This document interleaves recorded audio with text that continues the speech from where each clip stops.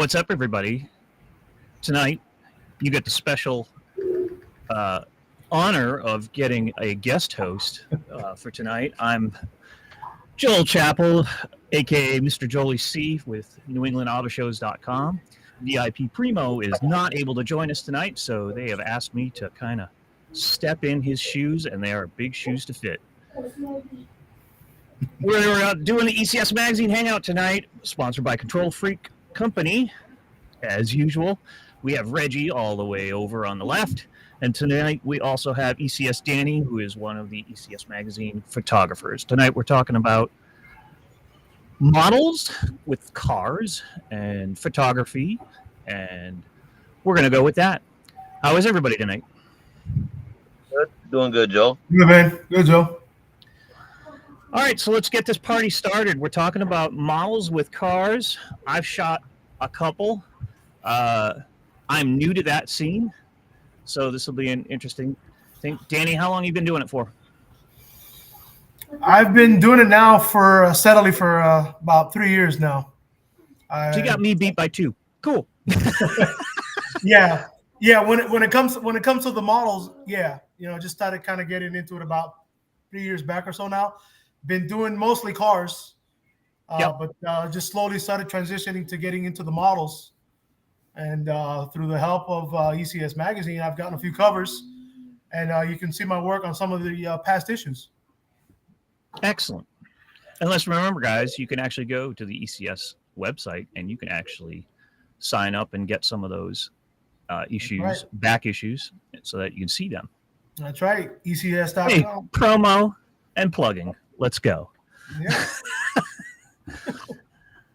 So with what do you think, Reggie? Like, is it the fact that sex sells and that's why we have to have the models with the cars, or? Wow, that was the way to start it off. Right?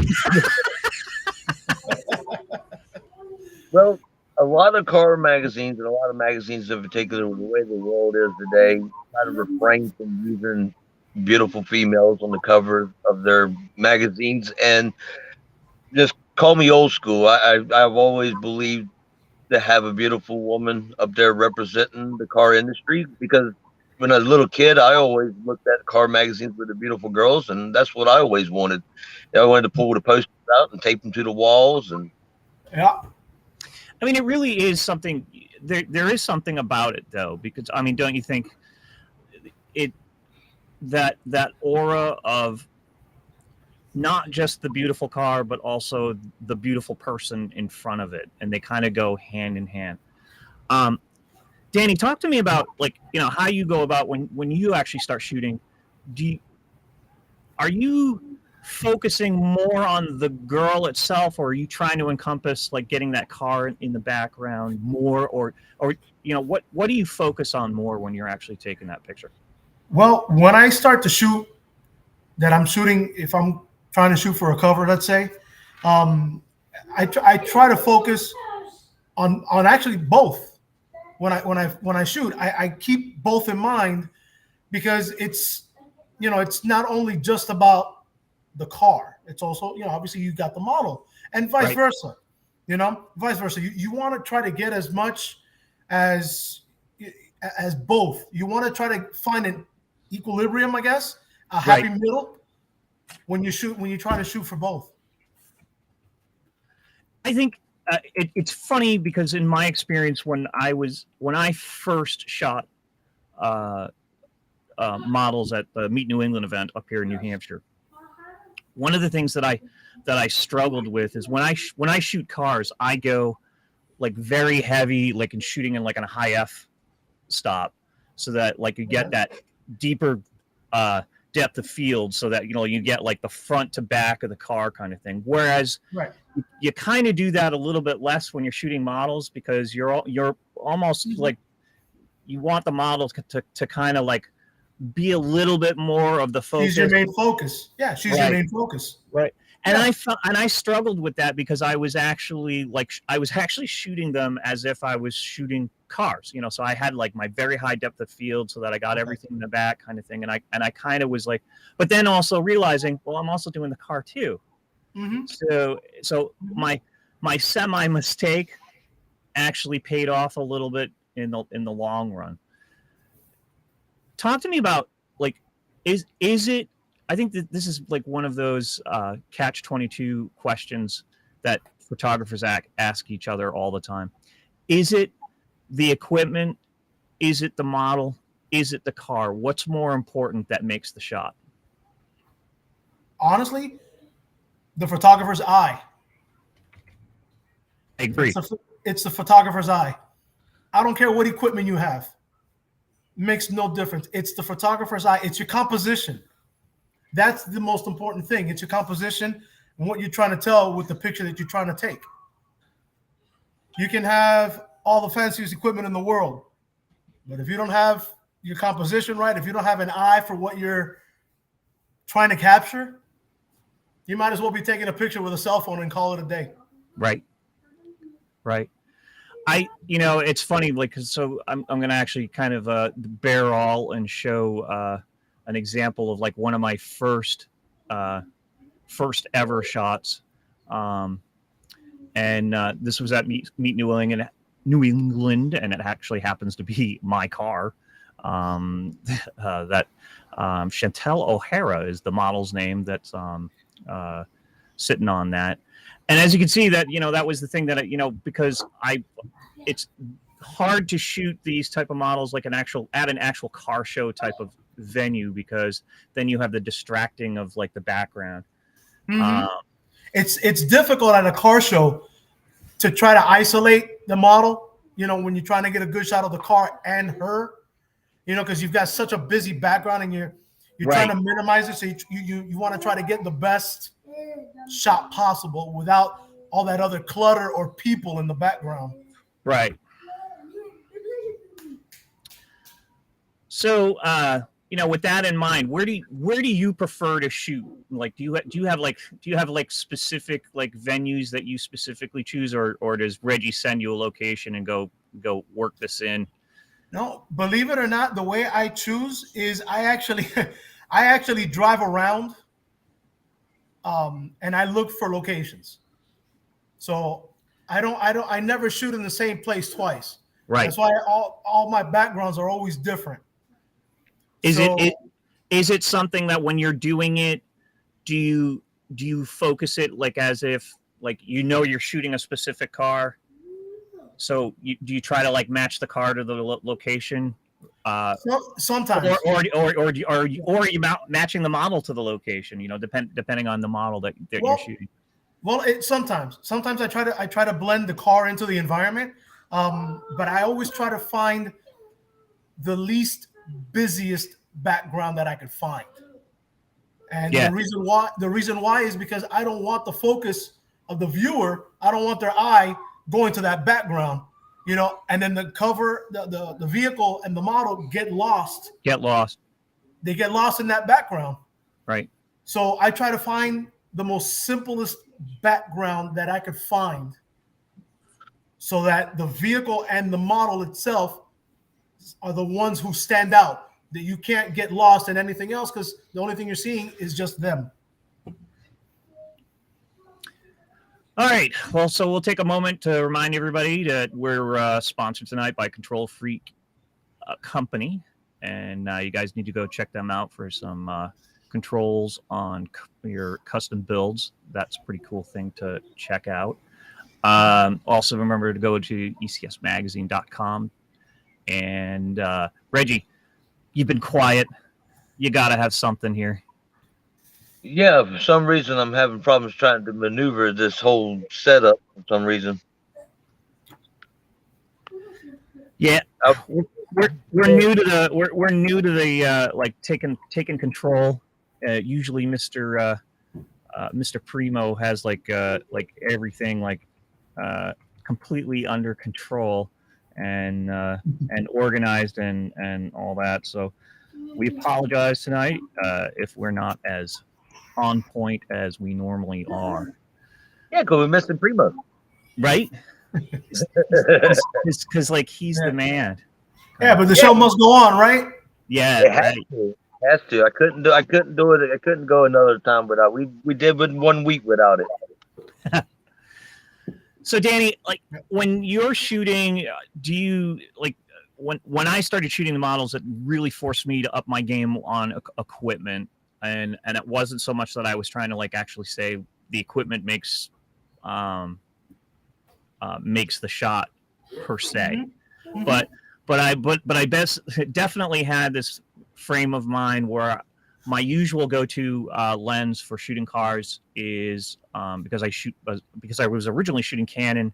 I had a 17 to 40 wide angle that was fixed at f4, and but what I found that when I was doing the models, I kind of wanted to like up that game, and that's when I upgraded to a 70 to 200, 2.8, type of thing, so that you get that.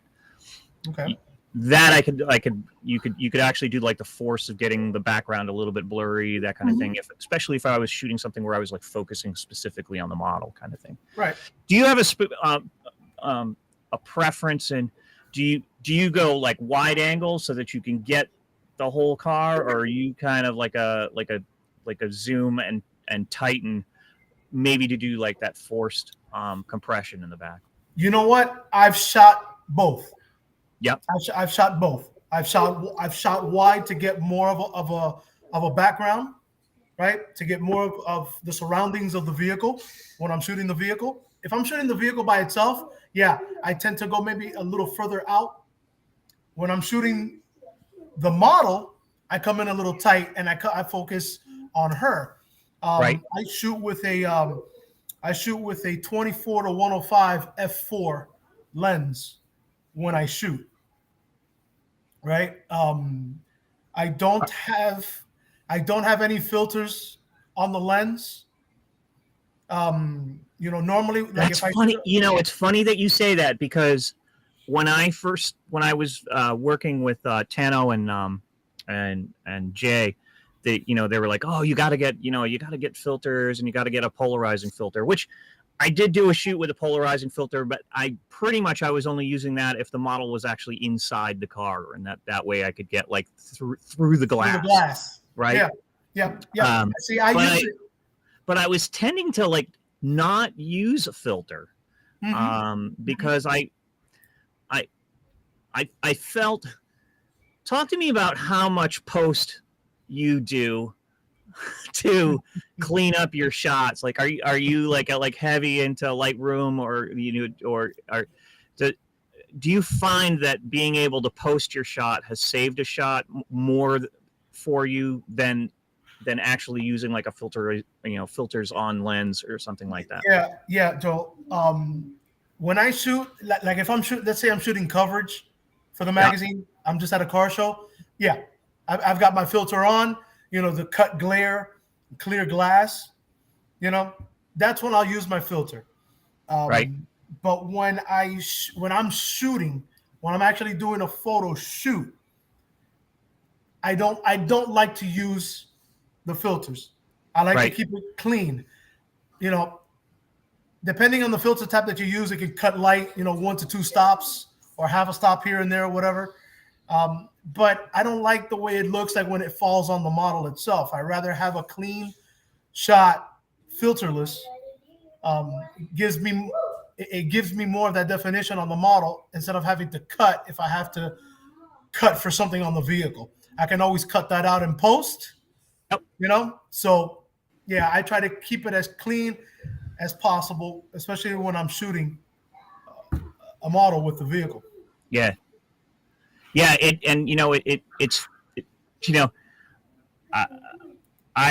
found that when I started shooting, and originally I was trying to I was getting angry at myself because I was feeling like that I wasn't getting the shot like perfect that first time, kind of thing. Okay. And then it was, once you realized how much post can save you, because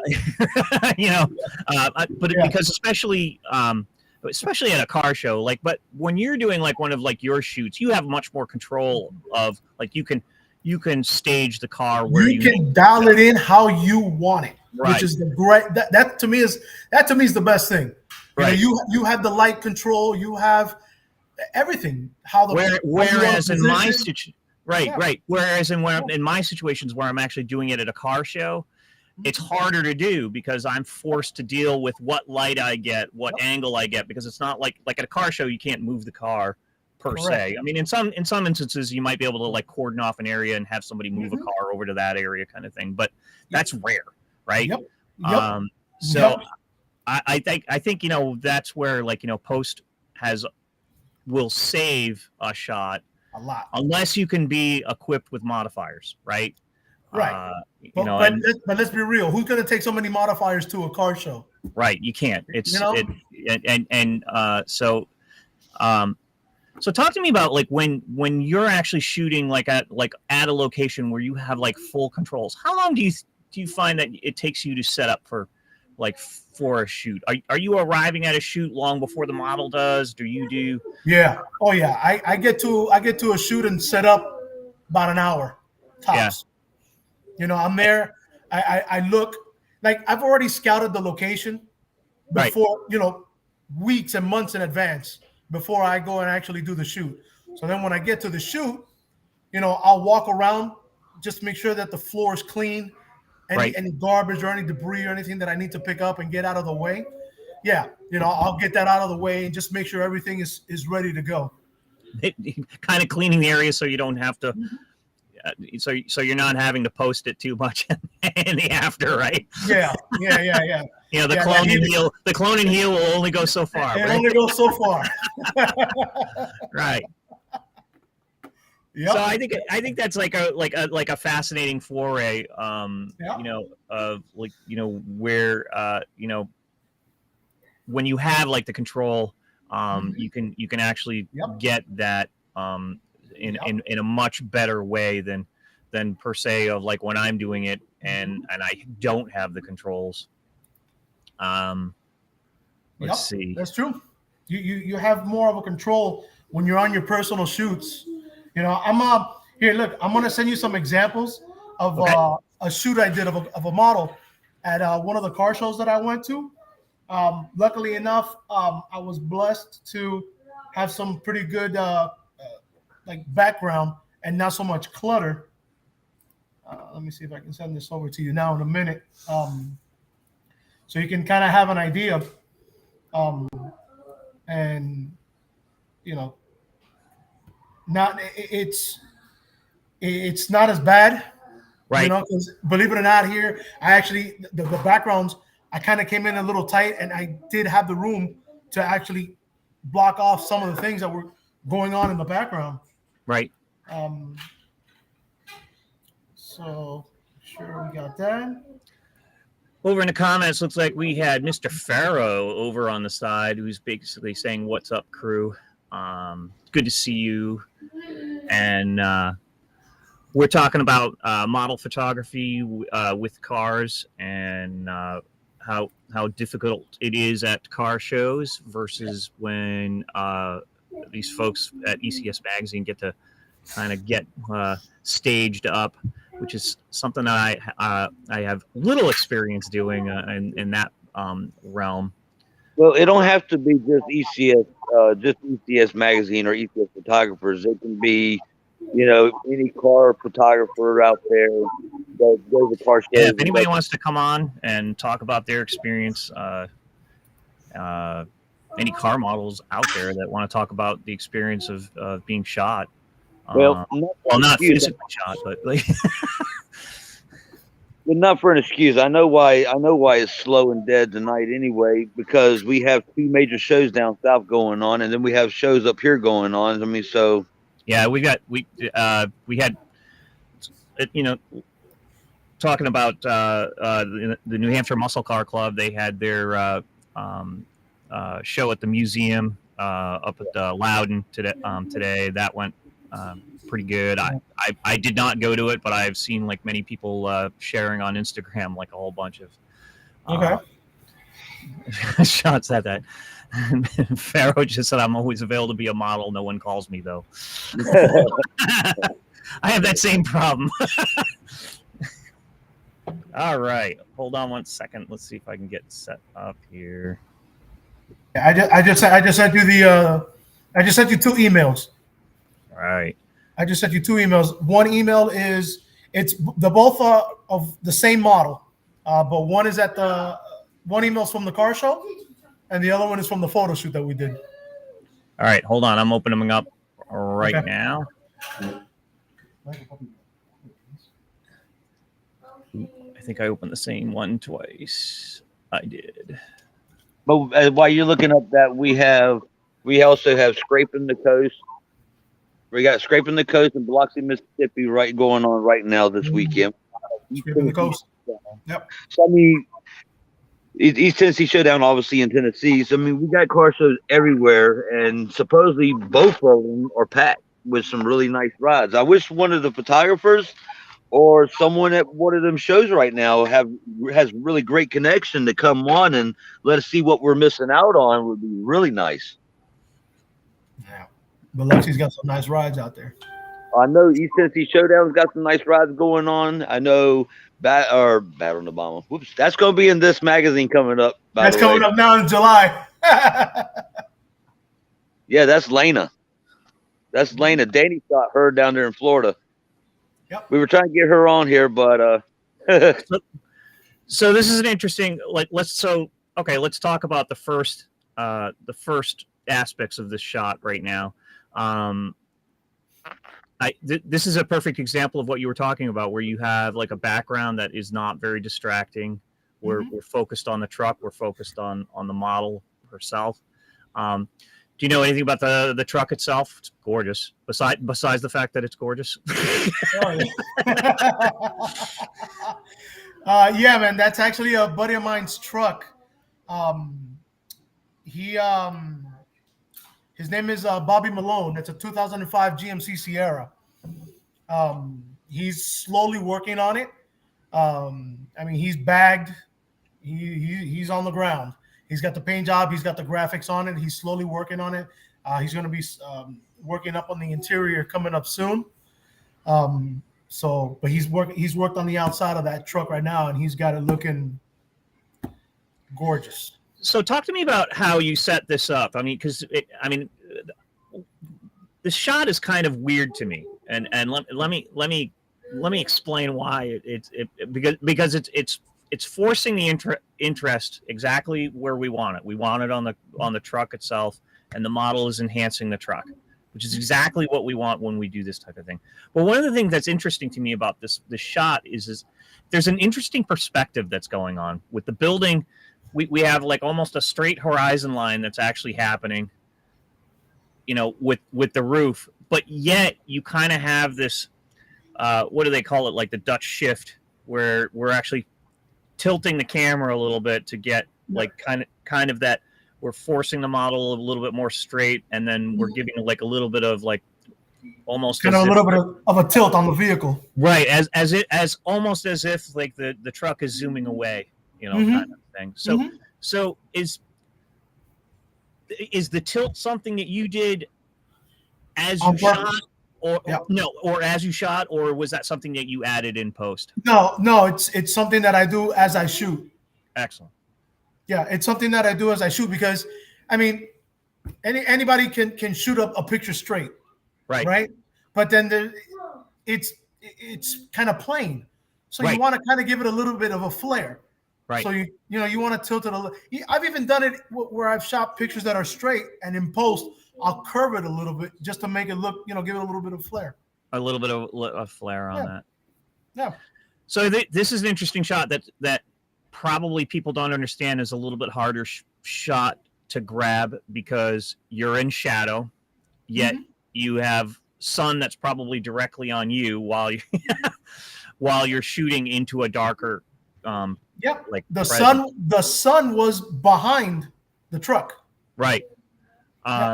So this is interesting. How hard and how long did you actually take to actually get it so that she was in the right position to get that little bit of highlight on the hair, but not overpower the face and not overpower, but yet we can still see hint of the black interior kind of thing. And that's hard to do, like with that kind of shot, because you're fighting the shadow and you don't have enough highlight unless you're bringing a modifier into the scope of this. So talk to me about which I did. Yeah, I had a modifier. Yep. I had a GoPro 400 Pro, the 8400 Pro with a softbox. Oh, no kidding. Yep. So you did a soft light on it for that. Yep. So now we have the traditional like shot that everybody always kind of, everybody loves is like the hood shot, right? Yep. Yep. This is actually one of my favorite pictures. Reggie can account for this one. He liked this one as well too. Like we looked at this one and we were like, damn. Yeah, I ain't gonna lie to you. Almost every cover girl, there's like a certain picture that don't end up on the cover. That ends up on my cell phone background and my laptop background. How much experience did this model have? In all honesty, so first shot. This is her first shoot. This was like her first like real commercial shoot. I love it when like something like this, and then they just almost make it look effortless, kind of thing. Listen, the best thing about her was she listened and she took directions well. Right. Yeah. Which was the best thing that any model, experienced or not, if you listen to the photographer, obviously, we're seeing it from a different perspective. Right. The models, they know they're good shot. Like they know they're good angles. They know what side looks good, what angles, where to tilt their face, how to put it. They know all that, right? So if this is the first time that we're working with a model like that, we don't know, we don't know that. So that's interesting because I think that's something that when I was first doing what I was doing and I had to build up that you have to build up that rapport and trust with the model type of thing. So talk to us about like how long does it take for you to like actually build that rapport and build that trust with a model when you're working on a shoot like this? Listen, that is very critical because you've got to make the model feel comfortable. Bottom line, they have to feel comfortable. And for anybody who's doing this type of thing, you have to feel comfortable, in what you're doing. So one of the aspects that I bring when I do a photo shoot is I actually carry around a Bluetooth speaker with me. Why? A lot of people like music, right? A lot of people, they listen to music, kind of gets them in a groove, kind of makes them feel good, right? So I carry a Bluetooth speaker with me. I tell the models, listen, hook up your phone, put on the music that you want to hear. We'll get you going and let's go. Get them in that mindset, get them ready to go. And we just take off. Get some vibing. Mm-hmm. Right. Yep. And all right, we have somebody that's new in the group. Let me introduce yourself. Tell us. The one and only FERRO, the franchise, Joe Ferro. There he is, Joe. Just checking in, saying hey. It's Saturday night hangout. I figured I'd come spice it up. I definitely like the picture that's overlaid over Joel. It looks much better than seeing his face. Nobody wants to look at Joel, so. Right. Got my uncle Reggie all up in the camera. It has to be. So okay, good. It looks like we're actually getting like the full screen action kind of thing, so that's good. Just double checking what we're viewing kind of thing. So. So this is an interesting one because you're indoors, and so obviously you had to use a lot of modifiers on this to get the model lit correctly. Is this inside that same venue, or is it a different? Yep. This is inside. This is one of the shows that goes on here in Florida. It's called Slam Fest. Very, very, very big and popular show down here, and it's an indoor-outdoor show. So that's one of the shots from inside the venue itself. Joel, before we go on, real quick, I see Dana jumped in about the female photographers. I have a female assistant that I work with who's been my best friend for about 20 years. So whenever I go on shoots, she comes with me because she's the one who helps the model, with the outfit, with the hair, with the makeup. If I need her to go touch her up a little bit, because the bikini or whatever, my assistant goes and helps her out. So that's another way that I help build that rapport and make the model feel comfortable when they shoot with me. I think that's a very interesting point. That is it Dana or Dina? And Dina. I apologize if I did that wrong. I think that she brings a very valid point, because I will tell you, like, my first time shooting models, and I was asked to do it, and I basically said, like, I was very nervous about it because I didn't want to be that creepy guy. Exactly, and that's yep. And Yep. Everybody who like I mean, let's face it, you look at this and and suddenly, like, you're always I'm always conscious about, like, trying to to build that rapport type of thing. So and Dana is right. It's easier for women to shoot other women. I've seen it so much now that I'm, like, following many other photographers. Mm-hmm. I think that they're able to capture more, and you can actually sense that comfort that's actually coming through the lens. And the fact that you said that actually brings up a good point. That's why here lately, Danny's aware of it too, as I started gradually bringing on a little bit of time more for female photographers that are really good at what they do. We brought on Angela. We have some more that's going to come in to the woodwork. So I'm not going to replace everybody with female photographers, but it does help. And like you said, have one to work with you, just to make them feel comfortable. When I go shoot a female, I bring my wife with me or my daughter. It sounds corny, but for some reason it helps to these girls. Yeah. It helps. Yeah. It helps, man. I also tell the models, which Dina mentioned. I tell them, come with a friend. Yeah, bring your friends, right? Bring a friend. Right. If you're married, bring your husband. That doesn't bother me. I know bring some a man, whatever. Yeah. I know some photographers that, man, the dudes are creepy, man. They're just like, nah, man, I just want the girl by herself. No, bro. Listen, that's a little. No. You can't do that in this day and age. Listen, like I've told them, I go, listen. Any real professional photographer is not going to have a problem with the model bringing somebody. The significant other, male, female, whatever, their mom, the uncle, their goddamn cousin, bring whatever. Bring whoever you want. Right. I don't care. Right. You're welcome to come. I just obviously I don't want I don't need your entire family there. I don't need a crowd. Right. Right. Bring that comfort assistant kind of thing. Right. Yeah. Bring your security blanket, whatever makes you feel better. Yeah. Bring your damn dog, whatever. Whatever. Whatever makes you feel happy. The funny thing is that of the 4 shoots that I've done for the magazine for the covers, I've only had one model actually bring out their husband. The other ones have come on their own after I've told them.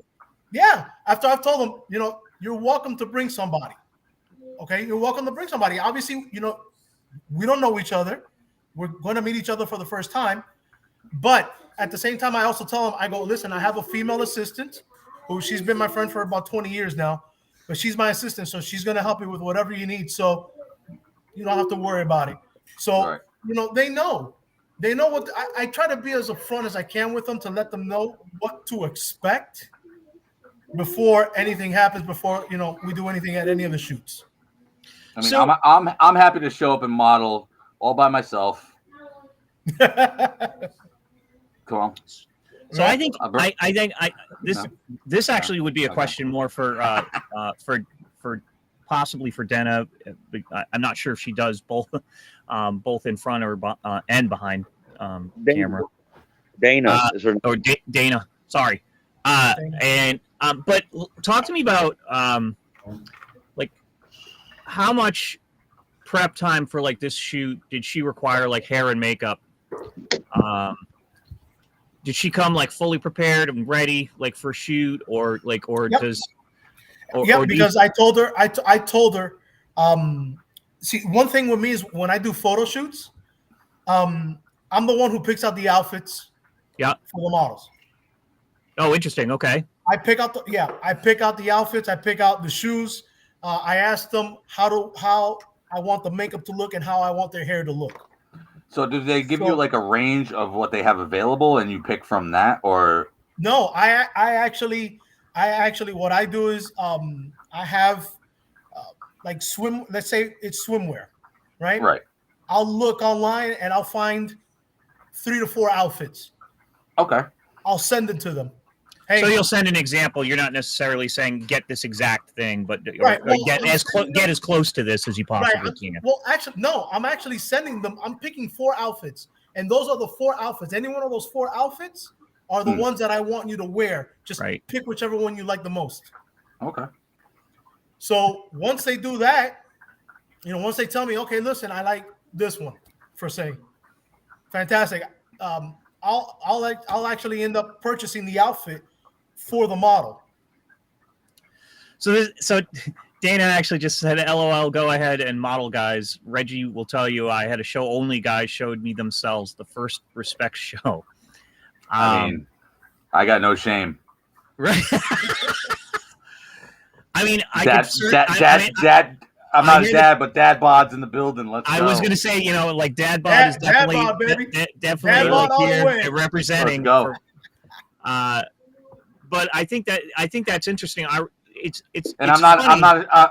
not adverse to wearing skimpy clothing either. Right. Just saying, throwing it out there. But it's interesting though, don't you? Any work these days? Don't you think though? That money.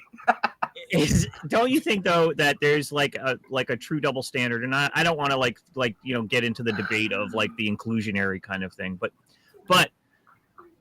on the same token, I actually saw a YouTuber that I follow.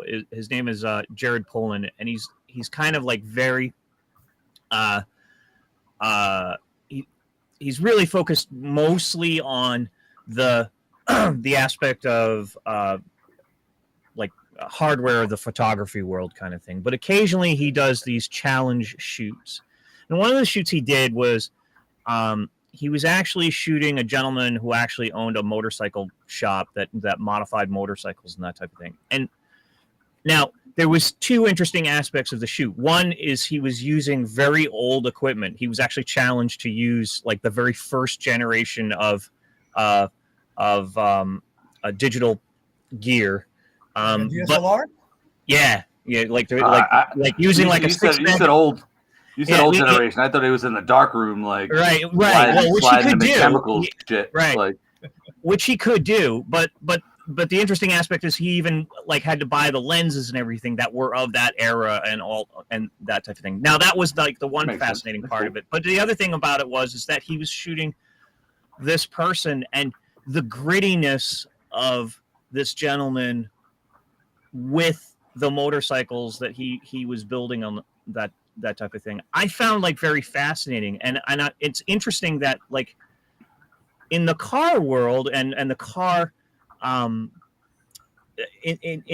at least in the aspect of magazine cars and that kind of stuff, we don't see guys like they're not featured, like even to the point of if they built the car, we almost never see a picture of the guy who actually built the car. We actually see a picture of the car with a model in front of it that for all intents and purposes. Do you think that's changing, or do you think that should change? Actually, I want to go and say that we recently, because of Danny here, we recently started making a little bit more open-minded. Like we got the cover and the girl seems to be the center focal. Well, Danny here came up with the idea. We changed the inside of the page to show more pictures of the girl, more pictures of the vehicle, and information about the vehicle that's on the cover, and the information about the girl too. So we try to do the inside cover differently now, thanks to him.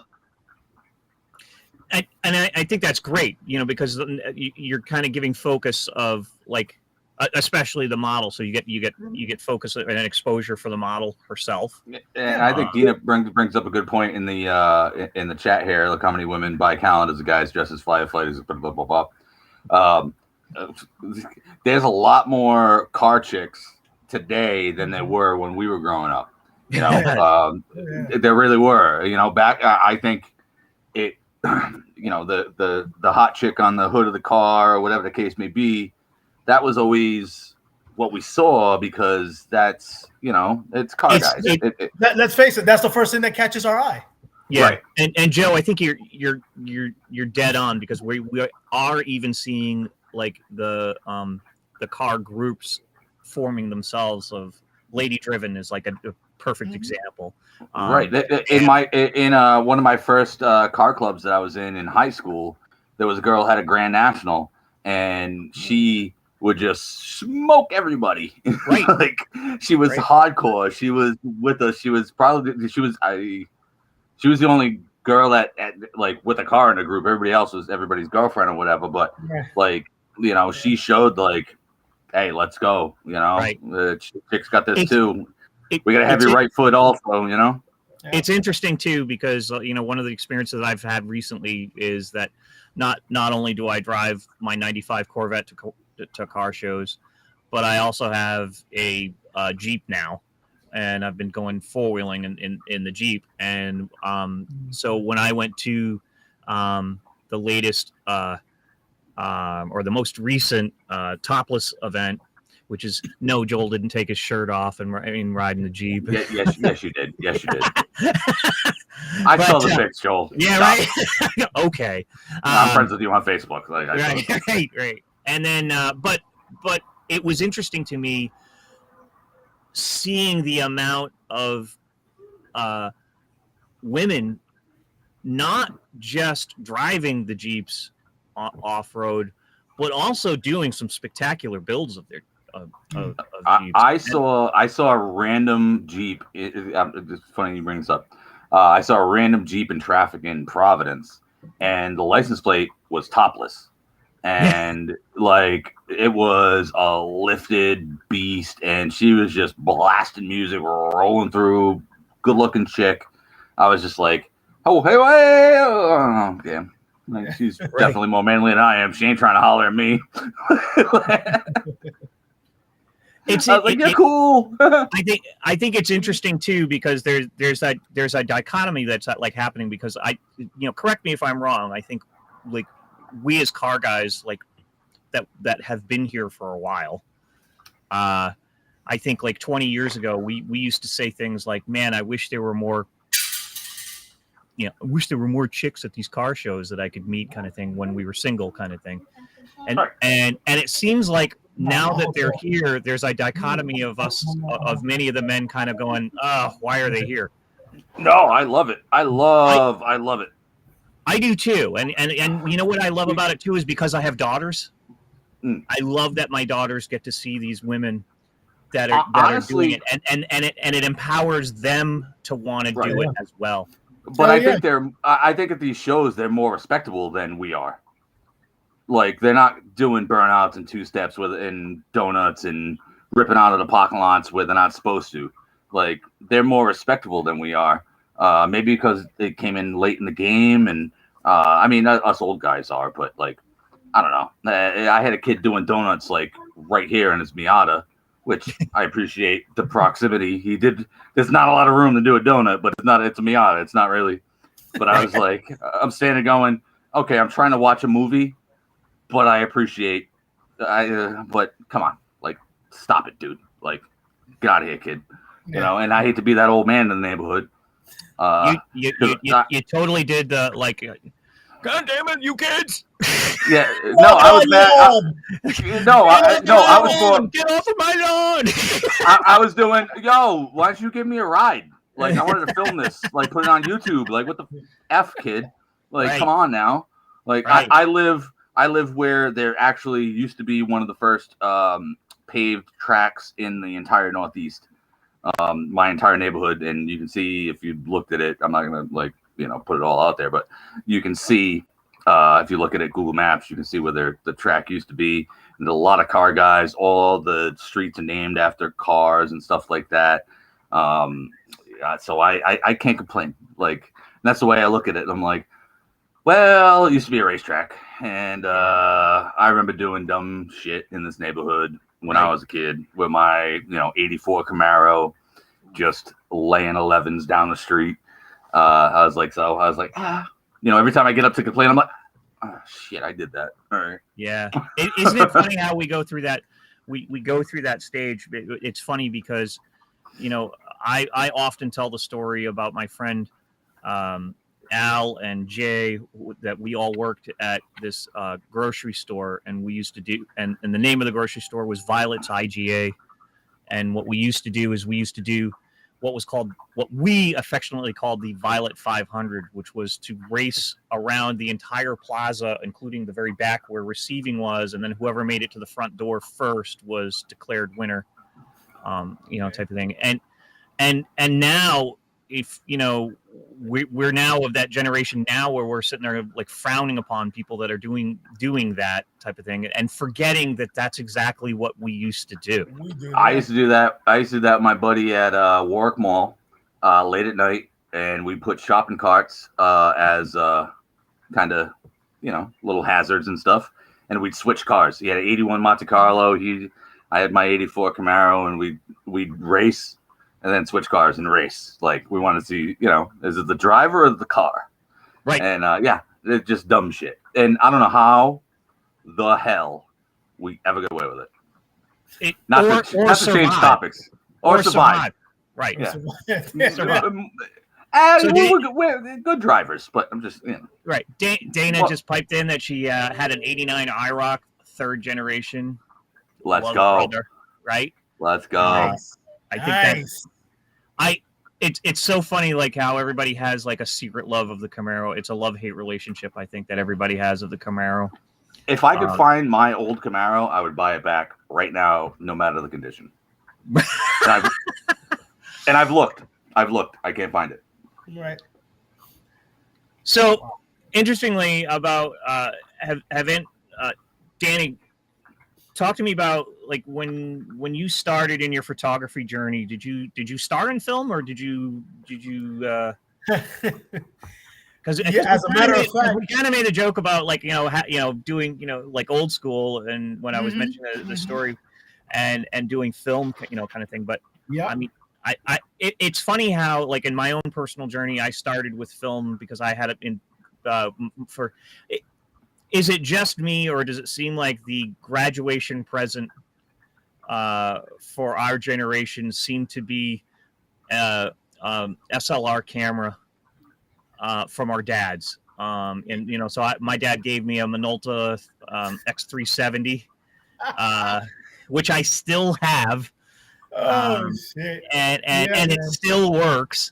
And what was even funnier about that is that I kind of learned after I got back into photography that I was actually very lucky. It turned out that I knew nothing about photography, and I was either just getting the correct settings and luckily getting the shot kind of thing. Yeah. And then I had to relearn. So did you yourself start with film, and did you have to did you find when you switched to digital, was it a freeing moment for you? Listen, I started with film. Okay. I've been in the car scene for many moons. All right. As good as I look here, I'm 43. He's okay? old as fuck. Hey. So 4-3, baby. I remember 43. It was very nice so, time of life. So I've I feel 60, but I'm 43 too. Right. So I've been around the car scene for a hot minute, and I started shooting. Hell, I started shooting when I first picked up a camera that I could remember. I picked up a Polaroid, and I'm talking about the 80s. The Polaroid. one step. Okay. Yeah. That's what I'm talking about. So why do I have a feeling Joe's going to go get one? So yeah. If he doesn't, he's gonna show his real age. Right. Hey, so I remember I would just take random pictures, and that's how it just started for me. Yeah. When I finally got into I was like, okay, was in 93. It was 93 or 94. Oh, look good. When the first ever lowrider show came to Miami. Oh man, look at that thing. God, look at that. Look at that. Jesus Christ. Flexing on him. Yeah. Hell This yeah. isn't mine. This is my ex's. I found it like randomly.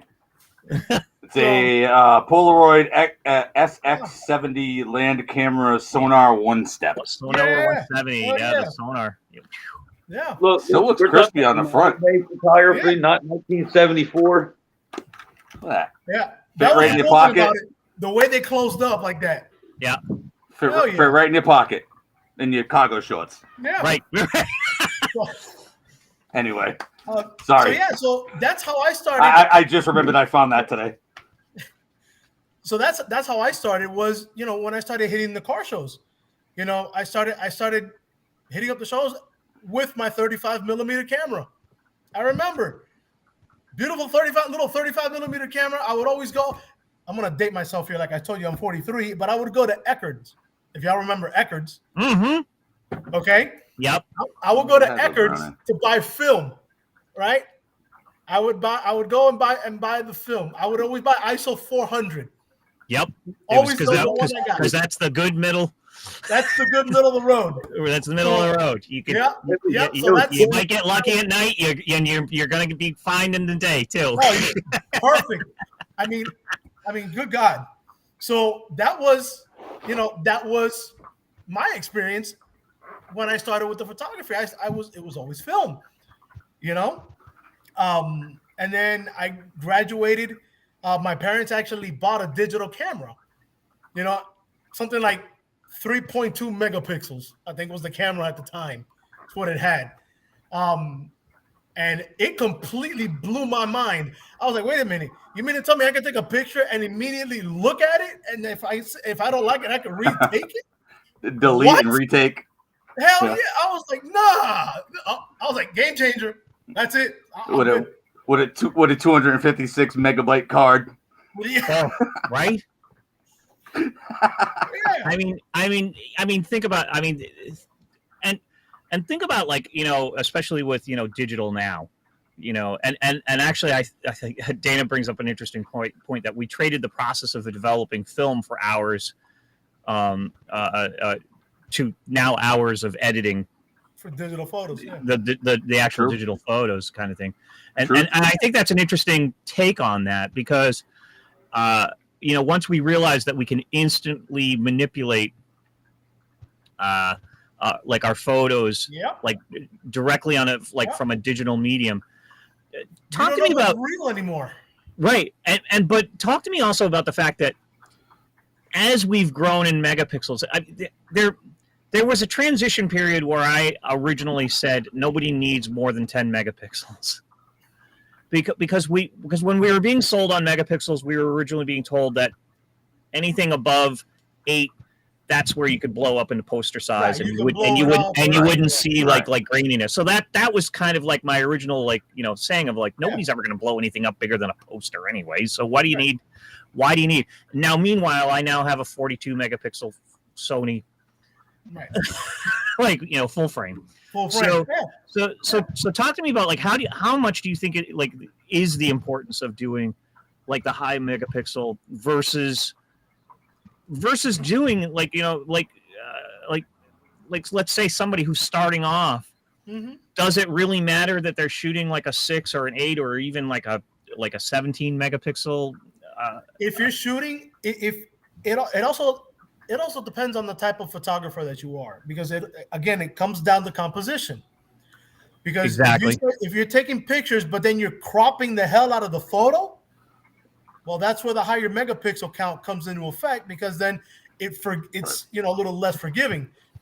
You have a low count, you don't get it right, you start cropping, you start to diminish the quality. So you're gonna have to go heavy on the sharpening and on the contrast, and you're gonna have to try to blow it all up to bring back the quality you lost because you cropped it. So we're gonna go back in the Wayback Machine, and do the Wayne's World. right, exactly. So Reggie's like, all right, I got this. I spoke of the my Minolta X370 that my father got me for my graduation present, and I shot my car. So this was my first ever shooting a car with like a SLR camera. So this is a 1979 Honda Prelude. Prelude. The old Quaalude.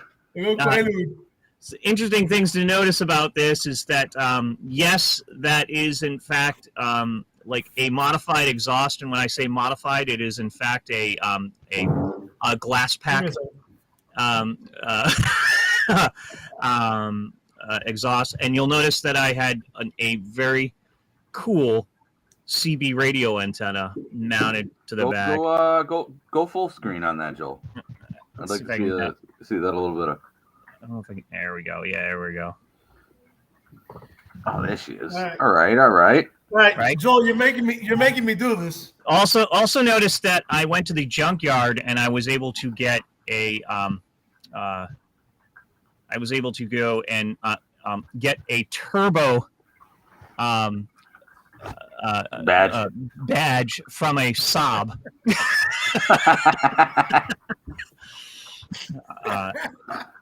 Whatever.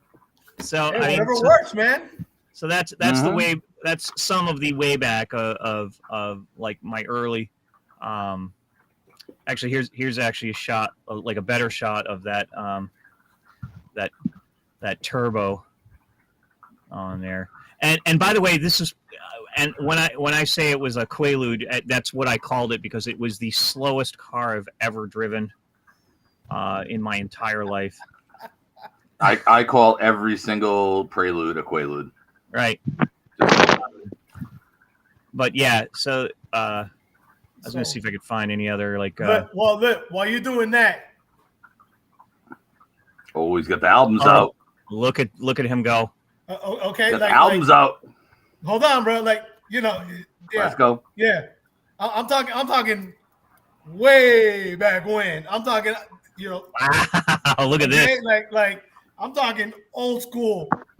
When they actually had good bikini contests and stuff. And so, when you could. Yeah, and all this stuff, man. All right, that this is from when I first started shooting. When I first started shooting my first shows, this is all back in the day, and this is all on 35 millimeter. That's all film. And I mean, this thing. Look how thick this thing is. Right. You know what I mean? So Danny, I'm interested to know about because I got into photography initially like as a young age because of my dad. Did you have parental influence in your photography or like even if it was like at an amateur level? My dad certainly didn't do anything like at a professional level, but right. But he my sister ended up getting his gear after he passed away, and he had two bodies and they were Nikromats. So it was the low end Nikon, but they were considered like the best camera of like 1968. Yeah, the era. 1973, kind of era. Mm-hmm. And like an example that I can give that that particular camera was used to take this shot of my dad with his 79 Trans Am. Okay. Clean. And but so how much influence do you think did you have any like photography mentors that like got you on your journey? I didn't have any photography mentors until I got into, doing it professionally, I guess. My dad had cameras. He had a old Minolta, just like you, which my sister now uses, and she likes to shoot film still. So she uses the Minolta camera for what she does, and she does a lot of street photography. Right. So my dad, he had the cameras, but he didn't pursue anything. Like he didn't go out shooting or anything of that. It was just something, I guess, that I picked up on my own, and I just enjoyed it. I was like, this is pretty cool. And I'm telling you, when I picked up the Polaroid that I was just snapping away, I was like, oh man, this is cool. And then I see the picture. I'm like, okay, they were like, yeah, you gotta shake it. shake it and blow on. You got to blow on that thing, to get it to come out. Get it going. You know? Yeah. But at least So- you got somewhat of a more of an instant gratitude opposed to, going into that dark room or sending it away and waiting for it to come back. Right. I didn't have a dark room, so I would send it to Eckert's. Yeah. Send it off, have them develop it. And the cool thing was about that was like if you got your pictures back, and there was 2, 3, whatever, however many you didn't like, they would take them back and then they would discount the price off of the film, which was great. I was like, hell yeah! So you always had 1 or 2 shots. And you're like, this one, don't like this one. Take it back or whatever. Right. So I never had any kind of professional gear or anything of that sort. But I did have a buddy that. I had no clue. I had nothing. I was going to these car shows and I had a small little 35 millimeter camera, about that big, that fit in my pocket. Yeah. And I was just shooting away. Just that's it. Rapid fire. I got lucky. I had a buddy that worked at now defunct EG Photo up on Thayer Street in Providence, and I get everything for free, get reprints for free, get doubles for free. Like he just hooked me up. But one of the if I had a look, like I said, I'm not any kind of photographer or anything like that. I have an eye. I think I have an eye for it, but I never really did it. One of my I think I would look up to is Johnny Mercury. He was one of the photographers at Seekonk Speedway for like 40 years. And just that, just seeing his pictures in the programs and stuff like that, that made me just love racing and love cars and and it was black and white. It wasn't even color in those damn things. There's always something. Yeah, you could trace it back to something that triggered it for you. Right. That you're like, yeah, that time. All right, so gentlemen, we are coming up on the 1 hour mark, and I'd like to thank everybody for allowing me to put amateur hour of hosting a podcast. You did a hell of a job. I want to remind everybody that we are sponsored by Control Freak Company, and go check them out. And Reggie, what do you got as a closer? Because you normally close us out. Not really. I will let. Hey, you want me to do it for you, Reggie? I appreciate everybody that's come out to Saturday night for this time. Like I said in the beginning, I'll say at the end, we had a lot of major shows going on, and it's difficult to get a hold of anybody at last minute. It's hard, to schedule things when there's a lot of shows going on, because the people that we need on here to discuss things and topics usually are pretty busy at car shows. So, it's kind of difficult. But Primo wasn't able to be here. Joel stepped in, and I really appreciate it. Joel, you did a hell of a job, man. Thanks for thanks for helping us out, Joel. And for Danny, my photographer Danny from Florida, for actually stepping in to keep me coming until Joel came in. Yeah, and actually, I'd like to, before we sign off, she actually brought up an interesting point. We do need to make sure that we back up our photos, but whether we do it in print and or back up into a secondary format, kind of thing. Because I can tell you, ask me how I know. If you've ever lost any photos, kind of thing, and type of thing. Yep. So that's going to close us out, I think, gentlemen. I want to thank everybody who listened in, and we'll see you. And as VIP Primo loves to say, don't forget to drive. Like, comment, subscribe. Oh, like, comment, and subscribe. Man, hit all the buttons. Amateur thank hour. you to all the commenters. Yeah, I got you guys. Don't worry about it. Danny, thank you. Reggie, thank you. Joel, thank you for having me on. I really appreciate it. Like, comment, subscribe. Give these guys some love. They put in a lot of work. Make sure you go check out ECS Magazine. Make sure you hit everything, all the buttons. Get on it. Follow me on IG at chaotic_photo if you want to see my work. And don't forget about NewEnglandAutoshows.com. Oh, geez, Reggie. NewEnglandAutoshows.com. All right, Reggie, come on. Close us out. Yeah, simple. Bye.